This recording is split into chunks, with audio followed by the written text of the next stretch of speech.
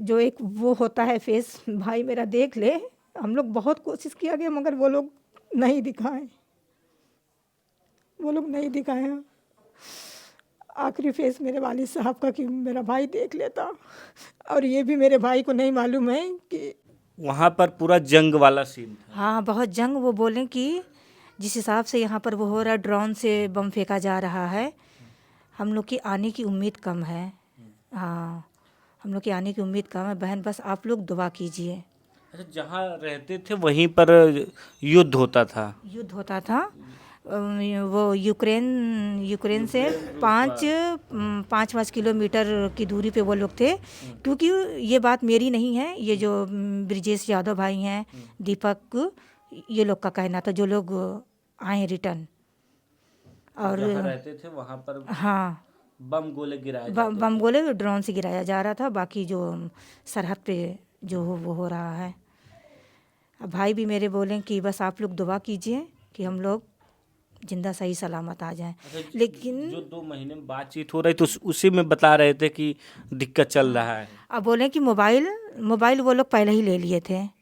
अब मेरा भाई जो 27 या 28 अप्रैल को बात किए थे, वो अपने मोबाइल से बात नहीं किए थे। वो कोई रूसी कमांडो सर थे, वो उनके मोबाइल से बात हुई थी जी। और वही बात हम लोग की लास्ट हुई थी। तो मेरी वही लास्ट टाइम। वही बात मेरी लास्ट हुई थी। और जब मेरे वालिद साहब सुन लिए कि मतलब उनका बेटा सरहद पे तैनात हो गया, तो मेरे वालिद साहब की बीपी बहुत ज़्यादा हाई होगी। उनसे उनको उनको फालिज का असर हो गया, और उनका दिल उसी में था। फिर बीपी हाई उनकी हुई बहुत, उसमें लाइफलाइन में वो भर्ती भी थे।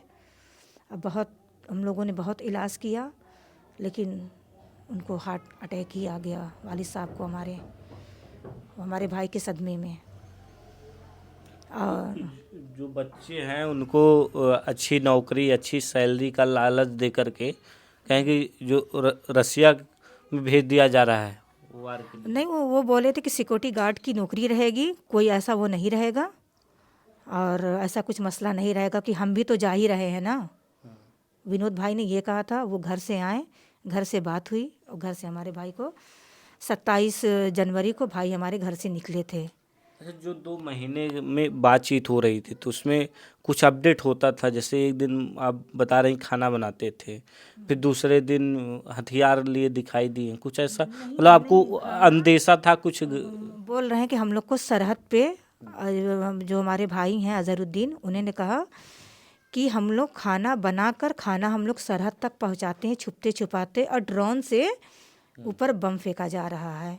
खाना हम लोग लेकर भी जा रहे हैं, उसमें हम लोग की ज़िंदगी मौत का कोई भरोसा नहीं है। कब किस पल आए मौत हो जाए। कब किस पल मौत आ जाए, ये किसी का वो नहीं है। मैं और इस चैनल के माध्यम से मैं एक बात कहना चाहूँगी ये सरकार से, कि जो भी बच्चे शहीद हो गए वो हो गए, लेकिन जो भी बच्चे अभी हैं उनके लिए सरकार वो करे कि सारे बच्चे वापस आ जाएं जिंदा सही सलामत। मेरी सरकार से यही गुजारिश है। तो आप लोग कहाँ कहाँ गए, प्रयास किए कि सरकार मेरी बात सुन ले। एम्बेसी में तो हम लोग लगातार मैसेज कई महीनों से कर रहे हैं, लेकिन क्या एम्बेसी वहाँ से रिप्लाई नहीं, आता नहीं। एम्बेसी नहीं, मैसेज आता है, फ़ोन करो तो बस यही लोग कहते हैं कि बच्चा मिसिंग है, कोई कोई अपडेट होगी तो ना हम बताएंगे, कोई अपडेट होगी तो बताएंगे। एक बार मेरी बहन ने एम्बेसी में बात किया कि मेरे भाई अजहरुद्दीन की कोई खबर बताइए, तो उन्होंने कहा कि आपका भाई मार्च से मिसिंग है। तो मेरी बहन को थोड़ा वो आया, बोले कि आप बता रही कैसे कि मार्च से मिसिंग है। अप्रैल में आपने बातचीत किया जी जी, था। मैं वही बताना चाह रही हूँ। तो मेरी बहन ने जो नाजिया ने वो फ़ोन किया एम्बेसी में, तो एम्बेसी का कोई था, वो बोला कि आपके भाई मार्च से मिसिंग है। तो नाजिया मेरी बहन बोली कि जब मेरी मेरी बात मेरे भाई से 28 अप्रैल को हुई है, तो भाई मेरा कैसे मार्च से मिसिंग है? आप लोग किस तरीके से क्या बात कर रहे हैं? तो बताइए कि जब मतलब ऐसे हो रहा है, हम लोग मतलब एम्बेसी में लापरवाह अधिकारी हैं जो सूचना को सही तरीके से सही नहीं दे रहे हैं। तरीके से नहीं दे रहे हैं, वरना इस तरीके की बात कैसे होती? इस तरीके की बात कैसे होती? ये बात हमारी नाजिया बहन से बात हुई थी, सिस्टर से, तो उन्होंने इस जब तरीके की बात करी। घर में कोई त्योहार आता होगा तो ऐसे सुनसान सब ऐसे रहता बिल्कुल होगा। बिल्कुल बिल्कुल, क्योंकि जब मेरे वालिद साहब का इंतकाल हुआ, हम लोग बहुत कोशिश किए कि मतलब आखिरी जो एक वो होता है फेस भाई मेरा देख ले। हम लोग बहुत कोशिश किया गया मगर वो लोग नहीं दिखाए, वो लोग नहीं दिखाए हैं आखिरी फेस मेरे वालिद साहब का कि मेरा भाई देख लेता। और ये भी मेरे भाई को नहीं मालूम है कि पिताजी हैं? पिताजी है या नहीं है, उनको ये भी नहीं मालूम। आप लोग इधर तड़प रहे, बेटा उधर तड़प रहा होगा। जी बिल्कुल। मुझे सरकार पे मुझे भरोसा है कि सरकार हम लोग की गुहार सुनेगा और कोई एक्शन लेगा, काम होगा।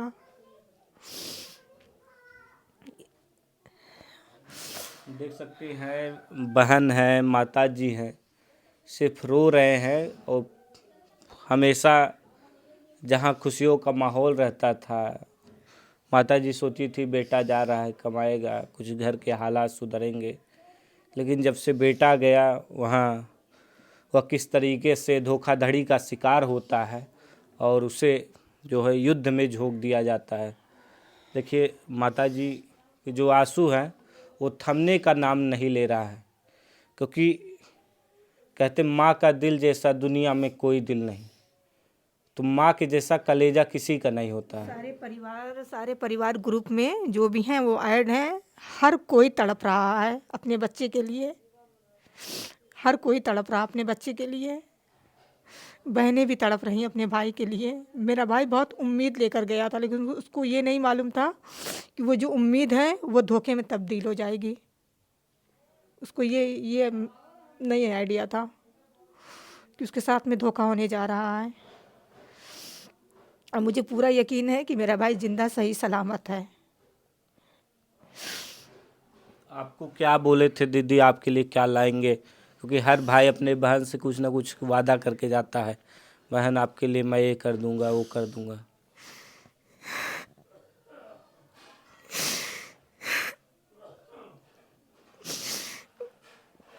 वो अल्फाज नहीं आ रहे मेरी जुबान पे।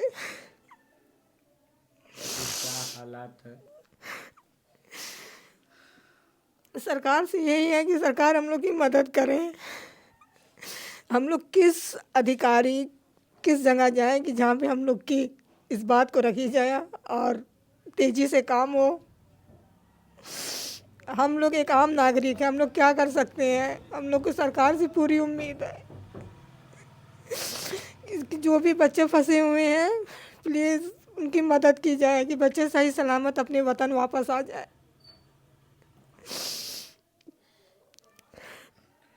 देखिए बहन है, आपका क्या नाम हुआ? आप छोटी हैं कि बड़ी है? मैं अजहरुद्दीन की बड़ी सिस्टर हूँ। आप बड़ी हैं। जी। देखिए वो सबसे छोटा था बेटा, वो सबसे छोटा था। चार तीन बहन हैं। अच्छा, 4 बहन हाँ, हैं, 4 3 बहन भाई। हैं और 3 भाई हैं। सबसे छोटा वो सबसे छोटा था बेटा, वो गोदी में का था हमारा बच्चा, सबसे छोटा था। मगर हमको ऐसा यकीन नहीं था कि ऐसा विनोद ले जाकर फंसा देंगे, हमको ज़रा सा यकीन नहीं था। मगर क्या बतावें बेटा, किस्मत साथ नहीं दिया। बस जब भी अभी अल्लाह पर भरोसा है, सरकार पर भरोसा है कि जहाँ भी हो सुने हमारी बात, हमारे बच्चे को सिर्फ हमारा बच्चा ला दें और हमें कुछ नहीं चाहिए। बच्चा रहेगा तो हम जी खा लेंगे बस, और हमें कुछ नहीं चाहिए। सरकार से यही ख्वाहिश है कि वो चाहे तो 24 घंटा में सारे बच्चे ला दें, उनको इतनी ताकत दिया। हम मजबूर हैं मगर हमारा सरकार मजबूर नहीं है, वो कुछ भी कर सकते हैं। हमको यही उम्मीद है सरकार हमारी बात ज़रूर सुनेंगे। देख सकते हैं किस तरीके से गम है, आंसू है, दर्द है, और एक जो सपना था वो तो टूट गया है। अब बस माँ, बहन, जो परिवार के अन्य सदस्य हैं, वो चाहते हैं कि अजहरुद्दीन किसी तरह से सरकार जो है वतन वापसी करा दे। किसी भी तरह हम अपना परिवार चला लेंगे, पेट पाल लेंगे, लेकिन अब जो है बेटे को विदेश नहीं जाने देंगे अगर आ नहीं गया। नहीं नहीं बेटा, अब क्या जाने देंगे। पहले ही मरतबा बच्चा छोटा सा गया, उसको इतना धोखा हो गया, तो फिर माँ भेज सकती है? बताओ बेटा, कोई माँ नहीं भेजेगी अपना। 7 फरवरी को मेरे भाई का एग्रीमेंट पूरा हो जाएगा। 7 फरवरी जी 7 फरवरी को। वैसे तो रसिया वो 2 फरवरी को पहुंचे थे, लेकिन 7 फरवरी का एग्रीमेंट बना था, तो वो एग्रीमेंट पूरा हो जाएगा। उसके अकॉर्डिंग भी मतलब 1 साल हो गया उनकी वापसी की, मतलब सरकार से वही गुहार है कि वो हम लोग की मदद करें। ऐसे ही अजहरुद्दीन जैसे कई कहानियां हैं, कई दर्द हैं, जो बच्चे जो है फंसे हुए हैं विदेश में।